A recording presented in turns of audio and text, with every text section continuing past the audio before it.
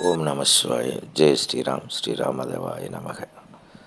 சிவபுரம் ஐயாவின் ஆலயம் ஒரு ஆன்மீக மர்ம தேசம் அப்படின்னே சொல்லலாம்.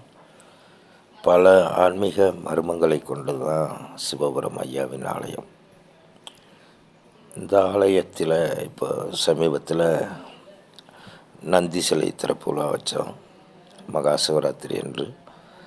அப்போ அந்த நந்தியினுடைய சிறப்பு என்ன அப்படின்னம்னா, அந்த நந்தியினுடைய உள்பகுதியில் நந்தீஸ்வரர் இருக்கிறாரு.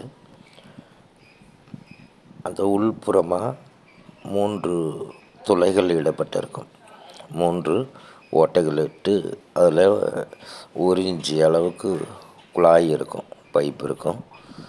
அந்த முதல் பைப்பு வழியாக பார்த்தோம் அப்படின்னம்னா, சிவபுரம் ஐயாவின் ஆலயத்துக்கு முன்பகுதியில் உள்ள ஆஞ்சநேயர் சிலையினுடைய முகம் தெரியும். ரைட் ஐயா. முதல் ஓட்டை நட்டுக்கு பார்த்தோம் அப்படின்னம்னா ஆஞ்சநேயர் சிலையினுடைய முகம் தெரியும். இரண்டாவது அந்த துளை நட்டுக்கு, அந்த பைப்பு நட்டுக்கு பார்த்தோம் அப்படின்னம்னா சிவபுரம் ஐயாவின் ஆலயத்தினுடைய கருவறை தெரியும்.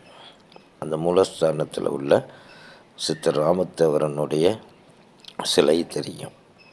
அதுக்கு பிறகு 3வது துளை நட்டுக்கு பார்த்தோம்னா அந்த கருவறைக்கு முன்பு உள்ள சிவன் சிலையினுடைய முகம் தெரியும். இப்படி ஒரு அதிசய சம்பவமாக யதார்த்தமாக இது நடந்தது. அதே போல் நந்தி சிலைக்கும் சிவபுரம் ஐயாவினுடைய ஆலயத்தினுடைய சித்தர் ராமத்தேவருடைய கருவறைக்கும் சரியாக 108 அடி இருக்குது. அது இன்றைக்கி அளவு சொல்லணும் அப்படிங்கிறதுக்காண்டி தான் அளந்து பார்த்தோம். அந்த நந்தி சிலை கட்டி 2 வருடம் ஆயிடுச்சு. 2 வருஷத்தில் நாங்கள் அளந்ததும் இல்லை, பிளான் பண்ணி கட்டினதும் இல்லை. இன்றைக்கி தான் எத்தனை அடி தூரம் இருக்குது, இந்த ஓட்டையில் பார்த்தா எவ்வளோ தூரத்தில் அது தெரியுது அப்படின்ட்டு டேப்பை பிடிச்சி அளந்தோம் அப்படின்னம்னா கரெக்டாக 108 அடி இருக்குது.